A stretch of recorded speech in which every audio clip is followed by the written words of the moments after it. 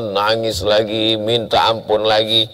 Maka kata Karl Marx yang disebut dengan aliran Marxisme, pendiri komunis, kata dia, religion is opium. Agama itu adalah candu. Jadi jangan heran orang mabuk agama, kecanduan agama. Maka kata dia, agama lebih berbahaya daripada narkoba. Kalau begitu agama ini mesti dimusnahkan, mesti dihilangkan. Antum setuju? Kalau diam, itu tandanya setuju. Hadisnya sahih. As-sukutu alamatur ridha. Diam tanda setuju. Cuman kronologisnya, hadis itu tentang seorang bapak nanya anak gadisnya. Itu ada laki-laki mau minang kamu. Kamu mau nggak nikah sama dia? Terus kata anaknya, diam aja. Nah itu kata Nabi, as-sukutu alamatur ridha. Diam tanda setuju. Anak zaman dulu gitu. Kalau zaman sekarang, mau jawab iya aja atau iya banget ya. Jadi yang dikatakan pendiri komunis itu, bukan agamanya yang salah, tapi sikap beragama. Menurut antum sikap orang beragama, agama candu ini sampai sekarang ada nggak? Ada. Pergi umroh, pulang umroh, diwawancara. Mbak, kemarin waktu di Makkah pakai hijab, sekarang tuntutan skenario mesti begini. Ya kita profesional aja lah. Tapi kata Ustadz Somad katanya, Ustadz itu siapa? Ustadz itu kan manusia, dia bukan Tuhan. Sejak kapan Tuhan ngangkat dia jadi juru bicara Tuhan? Kita serahkan semuanya pada Allah. Orang yang ngomong mengatakan kita serahkan semuanya pada Allah, itu ada yang memang betul-betul sadar. Tapi orang mabuk juga ngomongnya begitu. Allahumma faqihna fid din wa 'allimna ta'wil warzuqna fahmal mursalin. Allahumma iftah lana futuhal 'arifin. Allahumma 'allimna ma yanfa'una wanfa'na bima 'allamtana. Wa sallallahu ala sayyidina Muhammad wa ala alihi wasallam walhamdulillahi rabbil alamin. Bapak, ibu, abang, kakak, adik, semuanya insya Allah dimuliakan Allah subhanahu wa ta'ala. Ada orang posting pergi umroh. Alhamdulillah sudah landing di Madinah. Salah apa enggak? Enggak salah. Jadi kalau ada orang katakan enggak usah posting, ria itu, berarti dia sakit hati. Jadi kalau kita sakit hati, seperti orang sakit gigi. Kalau kita orang sakit gigi itu, orang nyanyi pun dia marah, orang senyum pun dia sangka ngejek dia. Nah, jadi kalau kita ngelihat sesuatu, menurut kita nggak etis, nggak layak, kita tanya dulu orang, menurut kamu gimana? Menurut saya biasa aja, berarti kita bermasalah. Jangan kita bermasalah ngajak orang punya masalah seperti kita. Sakit gigi kok ngajak-ngajak? Aku ada sakit gigi nih, yuk sama-sama sakit yuk. Lalu kemudian dia pun posting di depan kubah hijau Masjid Nabawi. Terus nggak berapa lama ada gambar perempuan. Ditanya sama orang, itu siapa? Umroh bareng pacar. Perbuatan itu betul apa salah? Umrohnya betul. Umroh sama pacar itu salah. Kamu kan belum nikah. Ini umroh syariah, Ustaz. Kami menuju syariah. Nikah dulu. Kenapa? Karena walaupun kamu nggak pegang tangannya, tapi pikiran kamu berzina. Matanya berzina, tangannya berzina. Apalagi kalau memang dia melakukan dan seterusnya. Tak layak saya sebutkan, saya ceritakan. Lalu setelah buat dosa, tawaf. Subhanallah walhamdulillah wa la ilaha illallah. Pas di rukun Yamani sama Hajar Aswad, Rabbana atina. Di depan Ka'bah nangis. Nangis sekuat-kuatnya. Itu air mata betul atau air apa itu? Buaya. Kenapa disebut air mata buaya? Karena buaya itu kalau dia habis makan babi hutan, kenyang, itu keluar air matanya. Kenapa? Saking kenyangnya. Beda sama kita. Kita kalau makan berkeringat, itu airnya keluar dari pori-pori. Dia nggak ada pori-porinya. Satu lubang di tepi matanya, dari situlah keluar cairan. Jadi orang yang menangis lalu merasa alhamdulillah dosanya udah selesai, lalu pulang ke tanah air, pacaran lagi, mabuk lagi, jalan lagi, maksiat lagi. Nanti kira-kira 3 bulan, 4 bulan lihat iklan umroh akbar bersama Ustadz Somad. Mantap ini. Berangkat sana, nangis lagi, minta ampun lagi. Maka kata Karl Marx yang disebut dengan aliran Marxisme, pendiri komunis, kata dia, religion is opium. Agama itu adalah candu. Jadi jangan heran orang mabuk agama, kecanduan agama. Maka kata dia, agama lebih berbahaya daripada narkoba. Kalau begitu agama ini mesti dimusnahkan, mesti dihilangkan. Antum setuju? Kalau diam, itu tandanya setuju. Hadisnya sahih. As-sukutu alamatur ridha. Diam tanda setuju. Cuman kronologisnya, hadis itu tentang seorang bapak nanya anak gadisnya. Itu ada laki-laki mau minang kamu. Kamu mau nggak nikah sama dia? Terus kata anaknya, diam aja. Nah itu kata Nabi, as-sukutu alamatur ridha. Diam tanda setuju. Anak zaman dulu gitu. Kalau zaman sekarang, mau jawab iya aja atau iya banget ya. Jadi yang dikatakan pendiri komunis itu, bukan agamanya yang salah, tapi sikap beragama. Menurut antum sikap orang beragama, agama candu ini sampai sekarang ada nggak? Ada. Pergi umroh, pulang umroh, diwawancara. Mbak, kemarin waktu di Makkah pakai hijab, sekarang tuntutan skenario mesti begini. Ya kita profesional aja lah. Tapi kata Ustadz Somad katanya, Ustadz itu siapa? Ustadz itu kan manusia, dia bukan Tuhan. Sejak kapan Tuhan ngangkat dia jadi juru bicara Tuhan? Kita serahkan semuanya pada Allah. Orang yang ngomong mengatakan kita serahkan semuanya pada Allah. Itu ada yang memang betul-betul sadar, tapi orang mabuk juga ngomongnya begitu.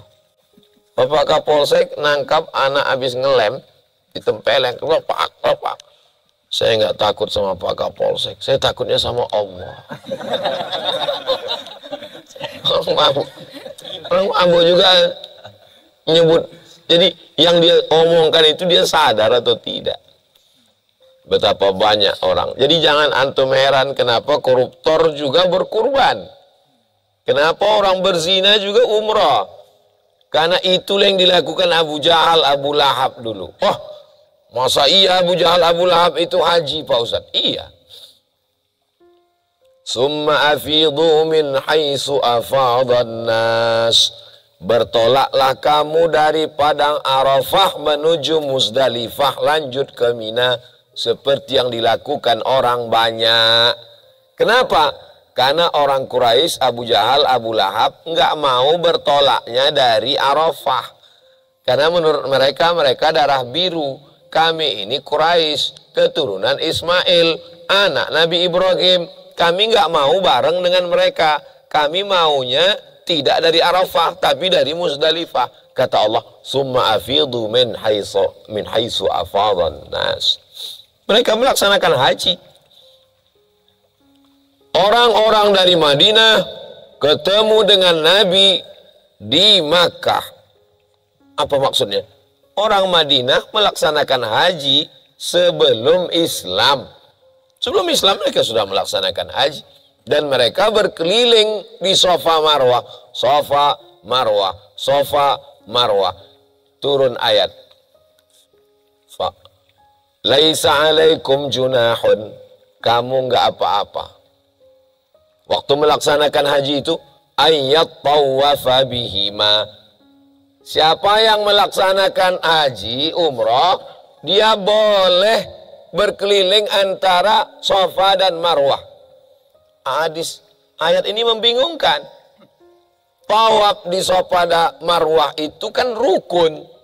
Rukun umrah 5. Niat, tawaf, sa'i, tahallul, tartib. Haji tambah satu lagi. Niat, tawaf, sa'i, tahallul, wukuf di padang Arafah tartib. Berkeliling antara Safa dan Marwah itu rukun. Kok dalam ayat ini disebut boleh?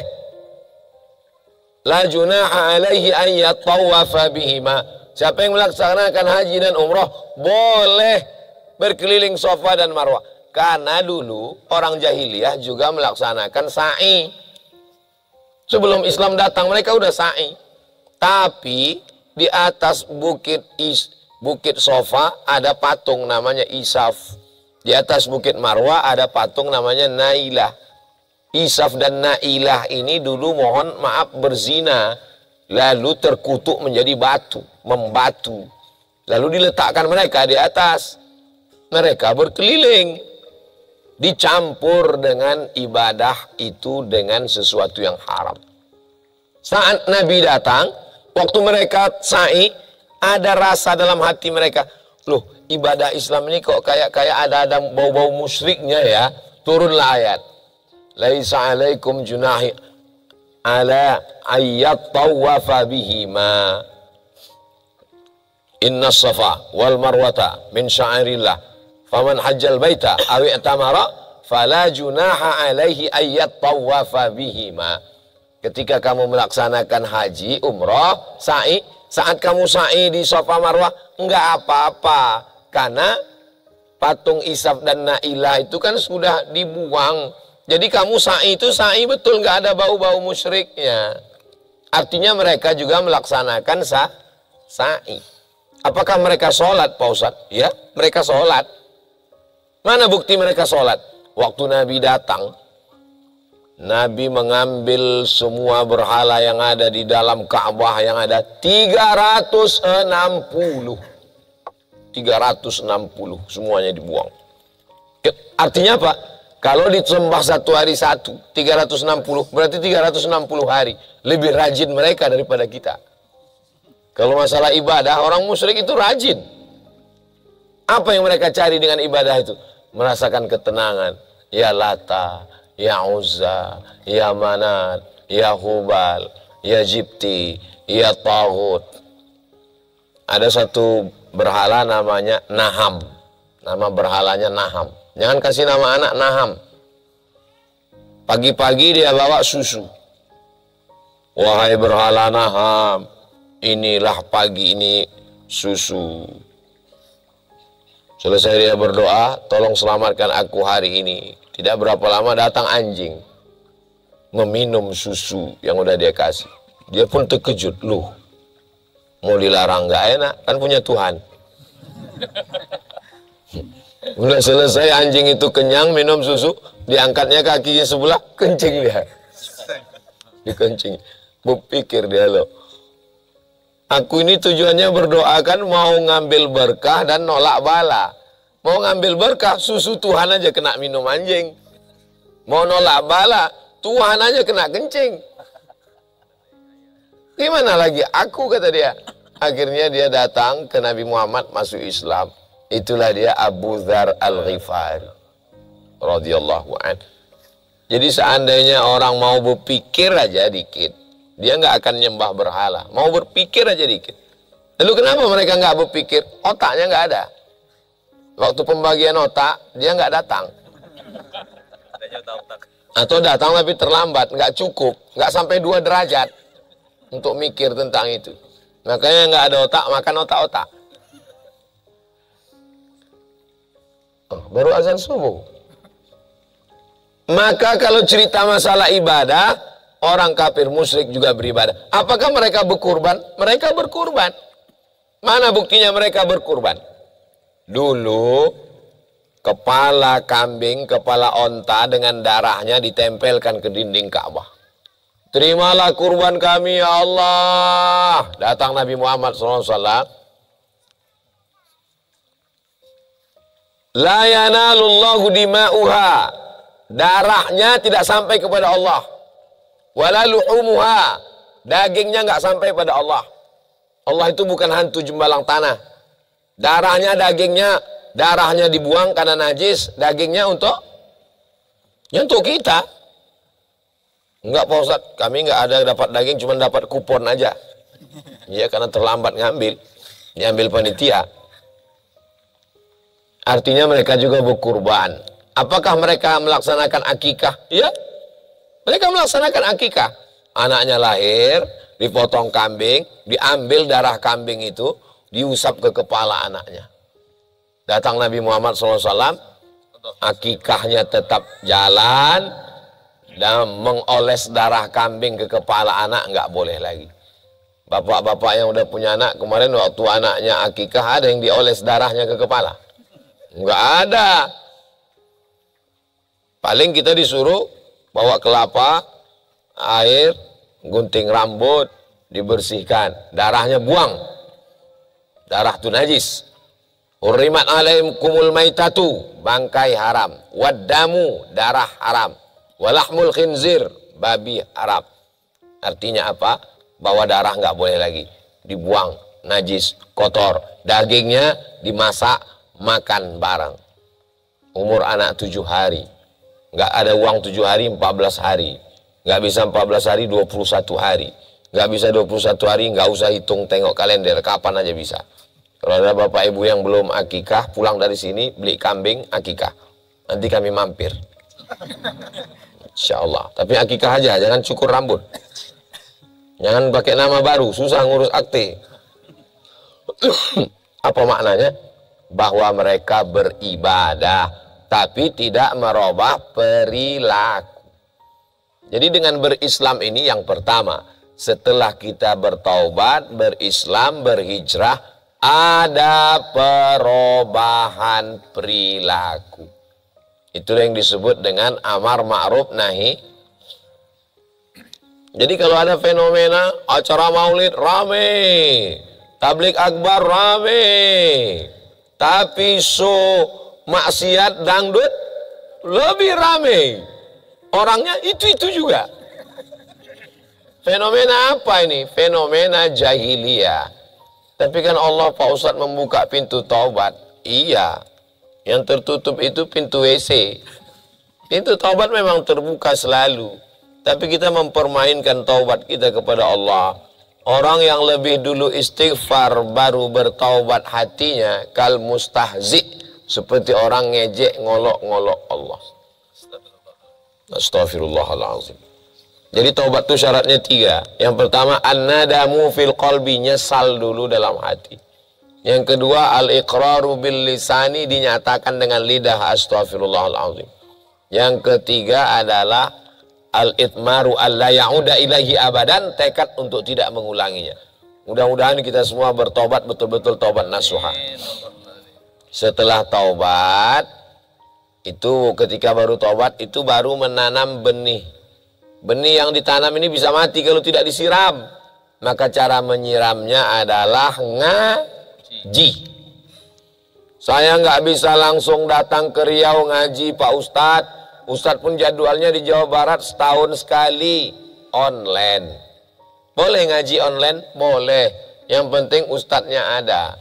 Bukan ustadz yang suaranya, intonasinya marah sama ketawa, bunyinya sama aja. Anda sedang berada di Jalan Sudirman. Jalan terus, jangan belok kiri. Ada janda. Mohon maaf. Lihat. Itu bukan suara orang, itu suara mesin. Suara Google. Selama orangnya ada, ngaji Ustadz Buya Yahya, ngaji A.A. Gim, ngaji Gus Baha, ngaji Ustadz itu selama ahlus sunnah wal jamaah. Orangnya ada, silakan ngaji. Ibu-ibu berangkat dari rumah ke tempat kerja, dengarkan pengajian. Mau tidur malam, kalau bisa yang terakhir didengar adalah pengajian. Ngaji itu supaya jiwa kita tetap hidup. Kalau kami Pak Ustadz mau tahu bagaimana hukum kurban, tulis saja di Google itu, UAS kurban, langsung. Kami mau tahu tentang hukum sholat sunat, UAS sholat sunat. Kami mau tahu tentang aliran-aliran sesat, UAS sesat. Langsung keluar itu video-video. Nah, jadi mudah sekali sekarang kalau mau cari video per tema kalau kita mau ngaji. Kalau urutannya ngaji itu gimana Pak Ustadz? 3. Yang pertama akidah, yang kedua fikih, yang ketiga akhlak. Dimanapun mau ngaji, dari Sabang sampai Maroko, ustadznya siapapun, nggak keluar dari 3. Akidah, fikih, akhlak. Pengajian kita subuh ini adalah tentang hukum jual kulit hewan kurban. Itu masuknya kemana? Fikih. Kajian kita subuh ini adalah tentang takdir Allah. Masuknya kemana? Akidah. Kajian kita subuh ini adalah bagaimana supaya kita sabar menerima musibah. Tentang akhlak. Jadi kita klasifikasikan 3 ini yang wajib. Sumbernya dari mana?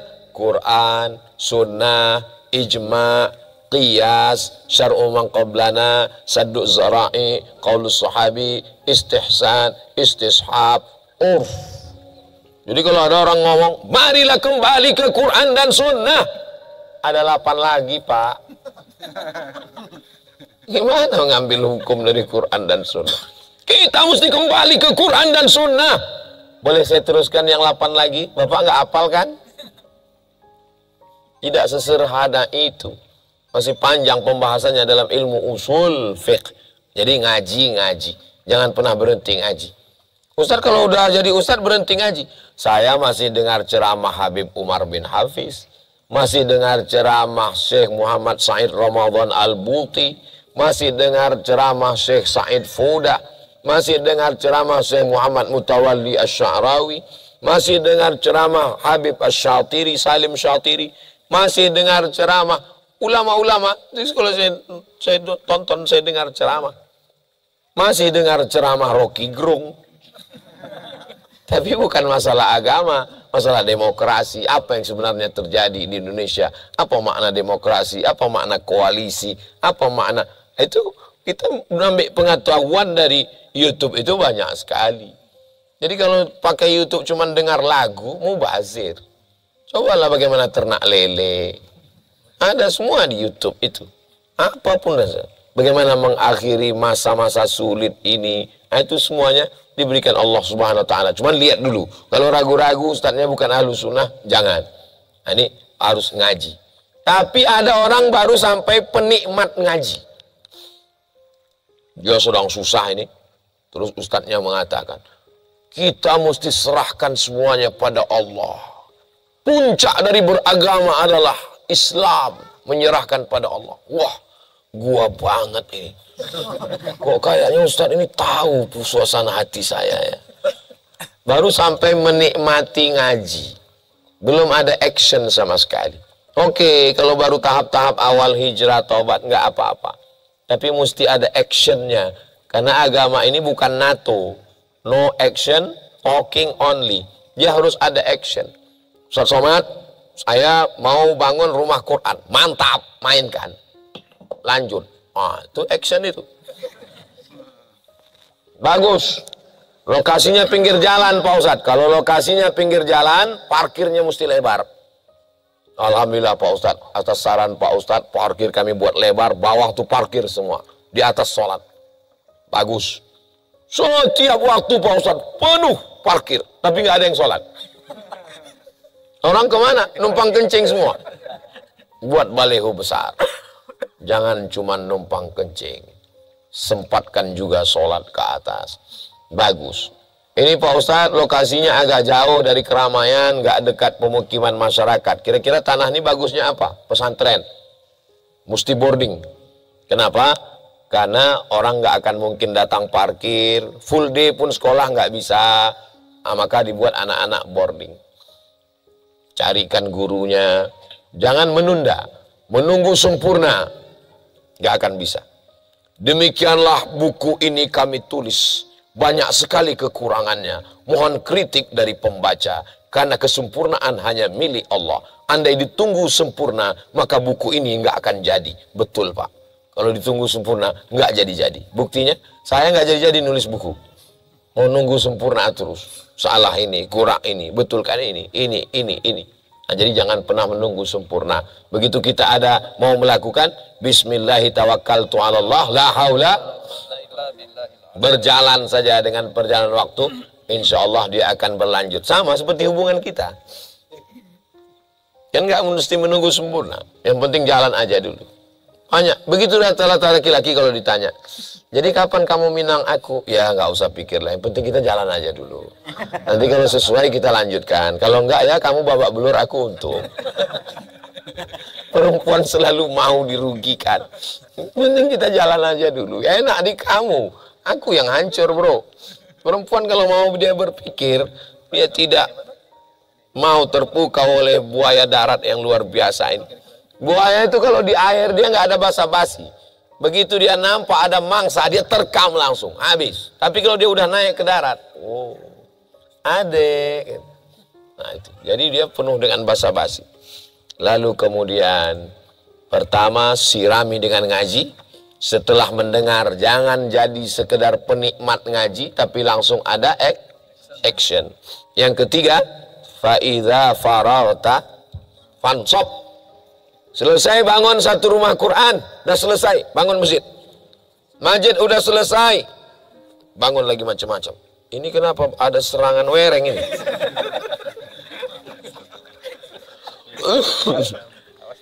Hebat pengajian subuh ini, bukan cuma manusia yang datang. Fa'idha faraghta fansab. Selesai satu pengajian jangan berhenti, jangan berpuas hati. Bangun satu pondok, selesai pondok satu, bangun lagi. Sampai kapan? Sampai mati. Ada hadis. La tuftahannal Konstantiniyah. Konstantinopel akan direbut oleh umat Islam. Wala ni'mar amiruha. Panglima perang yang terbaik adalah panglima yang bisa menaklukkan Konstantinopel. Kapan Konstantinopel baru ditaklukkan?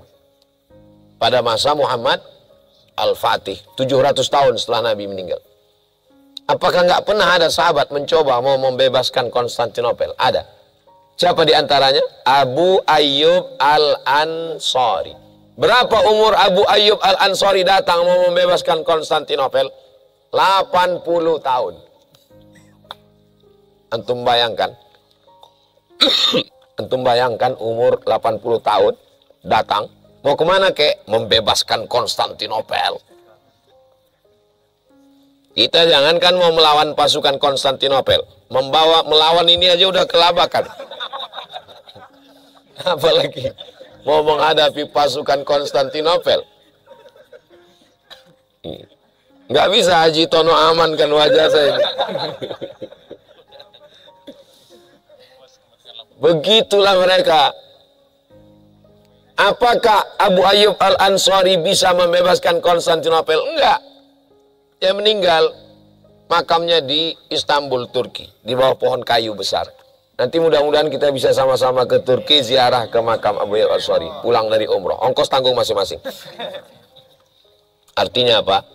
Bahwa walaupun kita udah tua, tetap. Nanti kalau Bapak Ibu udah tua, lagi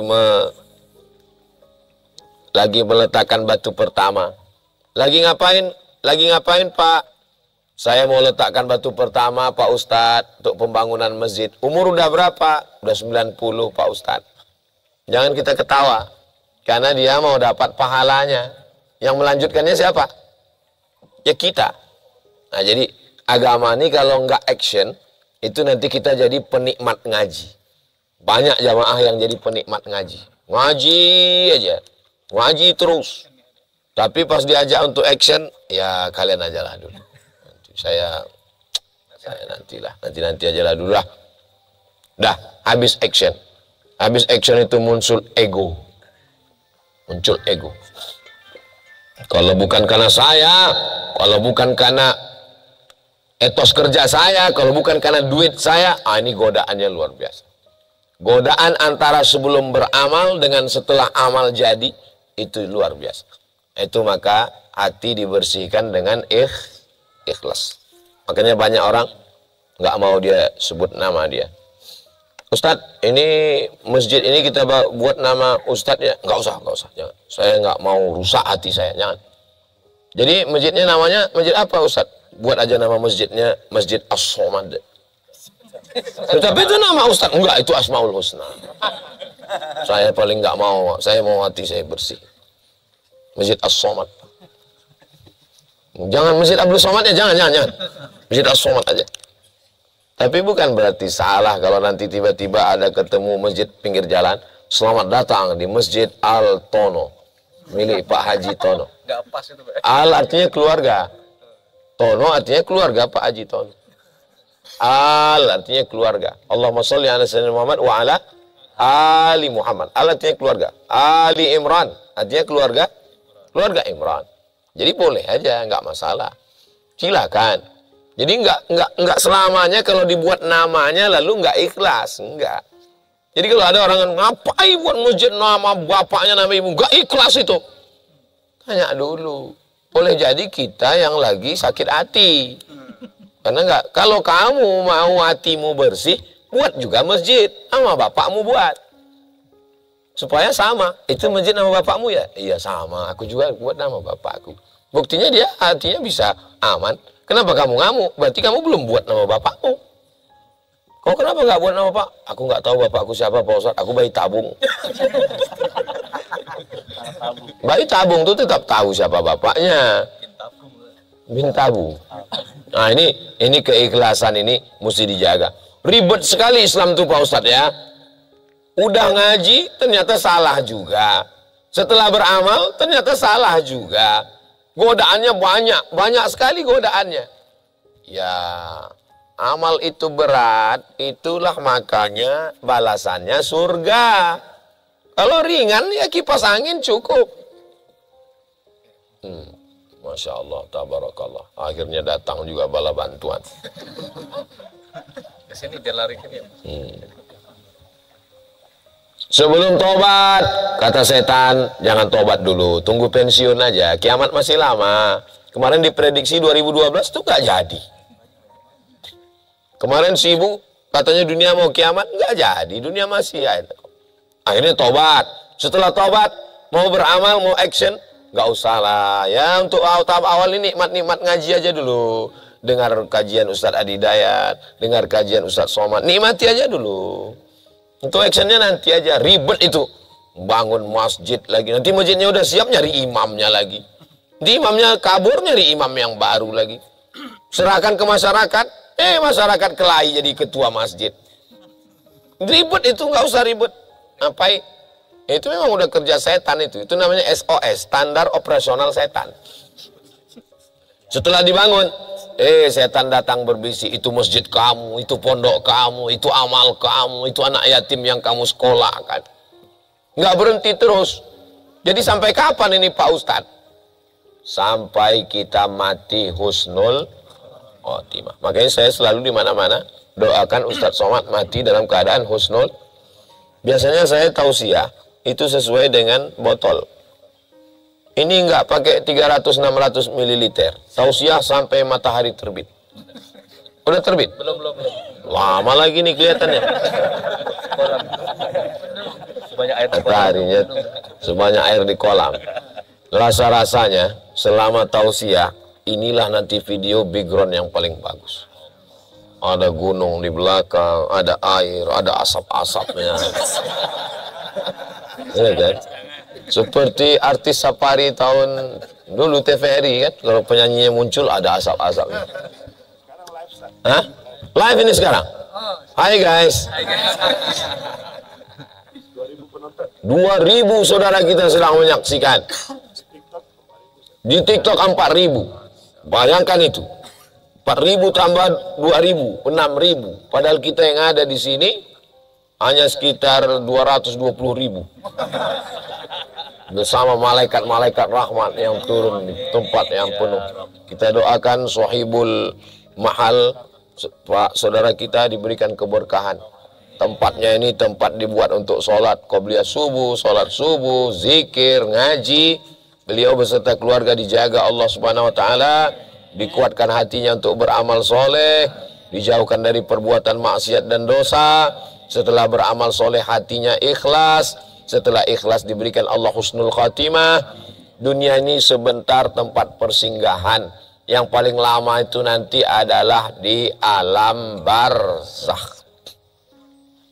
Baca di batu nisannya, 1111. Meninggal tahun 1111. Sekarang sudah 2023. Berarti udah 1000 tahun lebih di dalam alam barzah. Hidup di dunia berapa lama? 20 tahun sekolah, 20 tahun karir, 20 tahun menikmati, habis itu meninggal. 20 tahun sekolah, 20 tahun berkarir, 20 tahun menikmati. Maka nikmati hidup, jangan pernah tidak menikmati hidup. Kalau udah 40, usahakan menikmati hidup. 40 usia agak enak menikmati hidup. Kalau udah lebih daripada itu udah nggak bisa lagi. Dikasih durian udah nggak bisa. Ustaz, kau ingat durian? Tadi malam saya makan 2 biji. Dikirim sama Pak Sahibul Bait. Artinya apa? Kita hidup ini harus ada standar-standar. Lalu kemudian setelah itu kita lewati sesuai yang kita inginkan dengan yang terjadi. Alhamdulillah. Berarti Allah ingin kita bersyukur. Sudah kita target ternyata enggak sesuai dengan kenyataan. Berarti Allah nyuruh kita bersabar.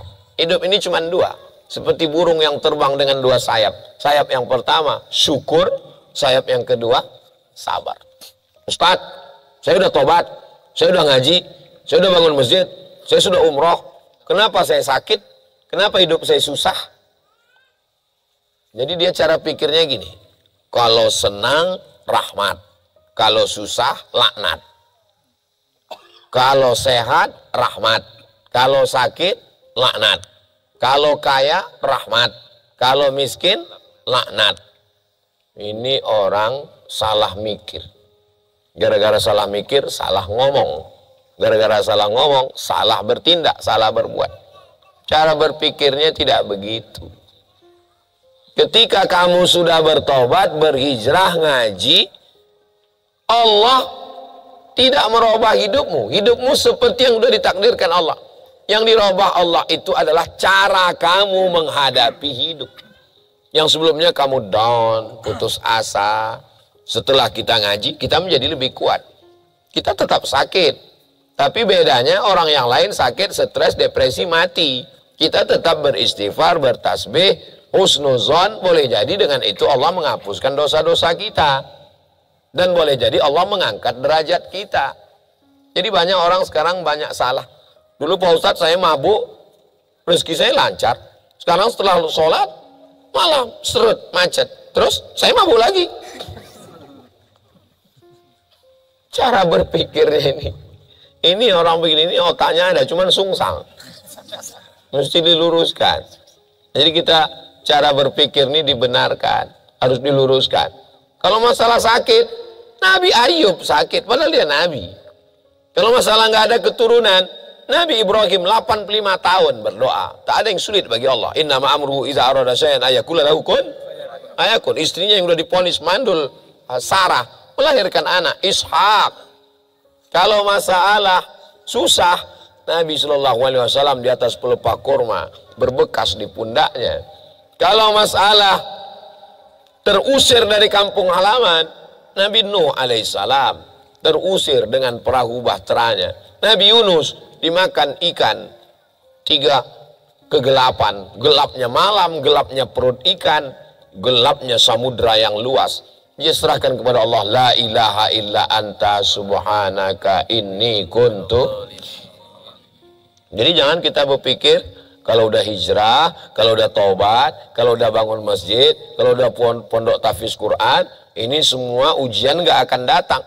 Salah cara berpikirnya. Dunia ini memang tempat ujian. Jadi kalau ada orang gak mau, saya Ustaz hidup ini gak mau ujian, ya mati aja. Mati pun tetap diuji juga. Akhirnya bunuh diri, ambil pisau, mati. Tetap datang malaikat. Tetap ada pertanyaan mungkar nakir. Marabbuka, aku nggak mau ujian lagi. Ini nggak bisa. Tetap ada ujian. Maka kalau ditanya orang, ini ceramah ke sana kemari, ini bapak terus semangat ngurus anak yatim. Istirahatnya kapan? Kita harus istirahat. Istirahat itu nanti di surga bersama kamu, Beb. Kita semua ini nanti akan beristirahat dalam istirahat yang tenang di surga bersama Rasulullah SAW. Coba bayangkan, Seandainya ketemu Nabi Muhammad, kita mau apa? Ada tuh video pendek, kalau ketemu Nabi mau apa? Nanti orang antum datang, antum cari orang yang belum tahu. Kalau udah tahu nanti dia buat jawabannya panjang sekali. Seandainya kamu ketemu Nabi, kamu mau apa? Saya pernah ditanya orang gitu. Seandainya kamu ketemu Nabi, kamu mau apa, Ustaz Somad? Saya nggak sanggup ngomong. Jangankan di depan Nabi, di depan Habib Umar aja nggak sanggup ngomong. Waktu di Istiqlal. Berikut ini mari kita dengarkan tausiah oleh Ustaz Abdul Somad. Apa yang mau diomongin? Blank, hilang. Jadi kalau ketemu Nabi, mungkin saya akan cium kakinya, udah gitu aja, sampai diusirnya. Nggak sanggup mau buat apa-apa. Malu, karena kita banyak dosa, banyak silap, banyak salah. Mudah-mudahan dengan mata kita yang banyak dosa, tangan kita banyak dosa, kita masih dipertemukan dengan Nabi Muhammad SAW. Bukan karena banyaknya sholawat kita, bukan karena banyaknya sedekah kita, bukan karena hebatnya kita. Kita bertemu Nabi karena rahmat Allah SWT. Jangan pernah berpikir karena saya, karena aku. Kita ini bukan apa-apa. Kita ini bukan siapa-siapa. Coba merenung sejenak. Waktu kita terlalu habis untuk dunia ini, sampai kita sendiri nggak dapat jatah waktu kita. Sibuk memikirkan. Yang anehnya yang kita pikirkan tuh orang semua. Yang kamu pikirkan selama ini apa? Itu Pak Ustadz, postingan-postingan teman saya di FB itu Pak Ustadz. Pernah kita berpikir nanti kalau kita mati yang akan kita bawa apa? Cobalah merenung sejenak. Bangun malam, kalau nggak bisa jam 2, jam 3, kira-kira 1 jam sebelum subuh bangun. Habis sholat tahajud, duduk, mikir. Kalau aku mati, anakku kira-kira ingat nggak ya sama aku?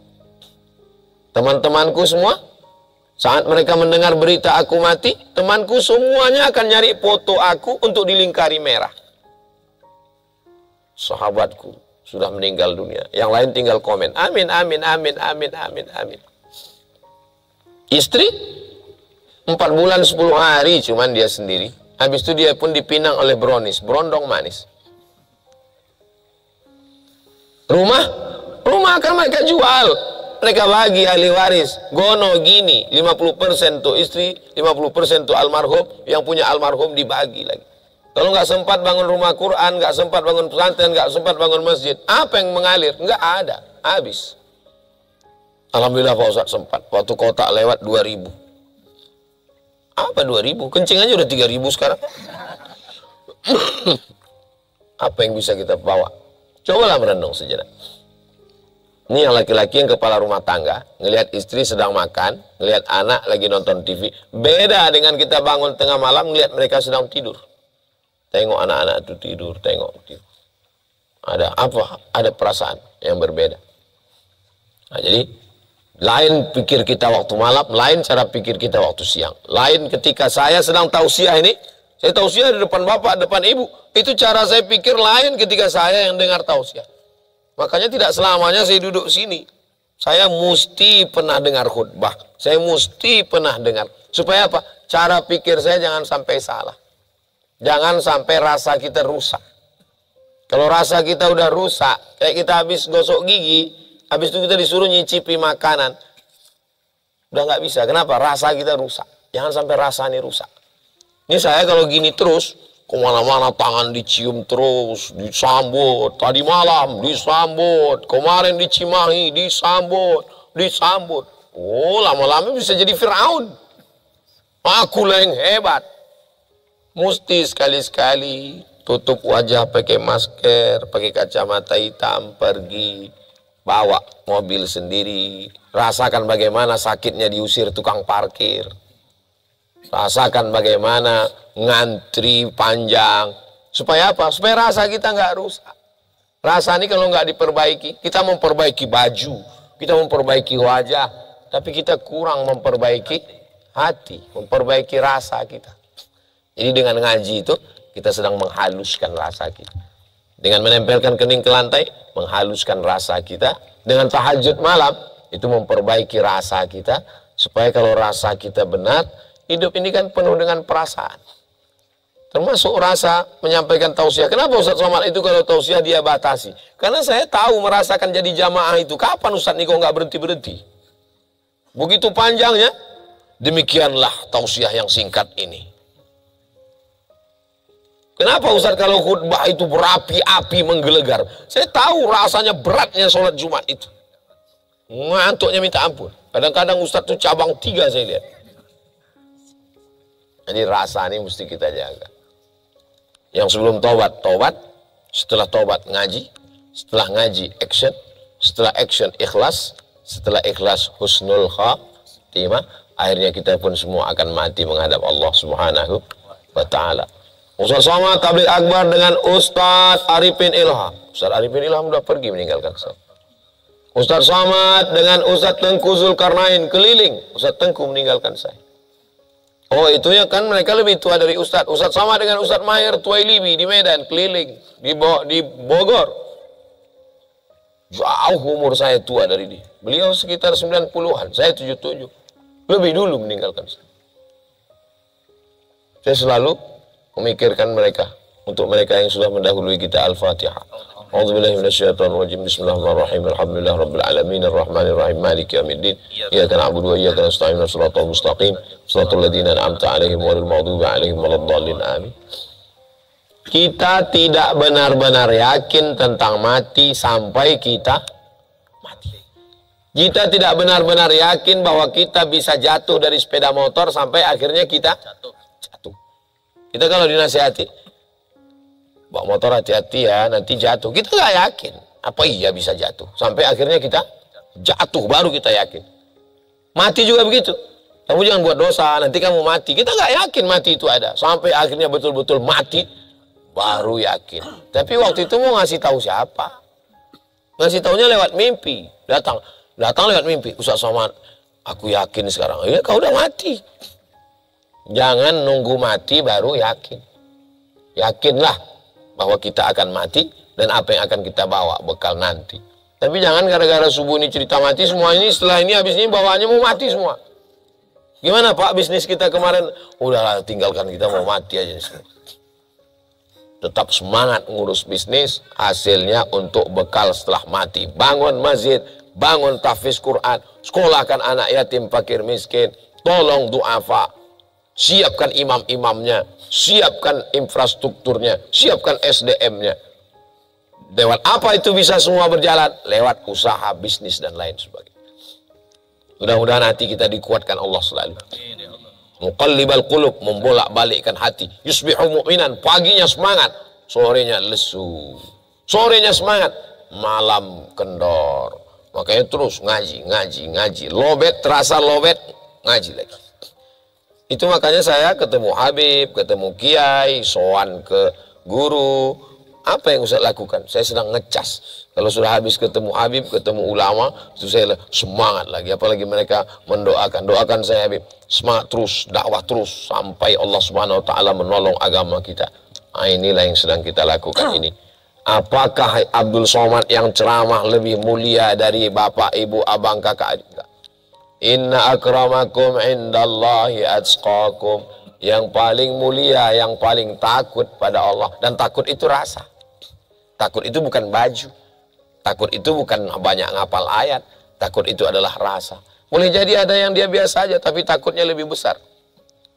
Jadi yang ceramah nggak boleh merasa lebih mulia. Yang udah lama hijrah nggak boleh. Boleh jadi yang baru taubat itu rasa takutnya besar kepada Allah. Jadi selalu merasa kecil, selalu merasa nggak apa-apa, bahwa kita ini bukan siapa-siapa. Di saat kita rendahkan diri kita, disitulah Allah akan angkat derajat kita. Doakan Ustaz Somad supaya hatinya tetap istiqomah. Doakan supaya mati husnul khatimah.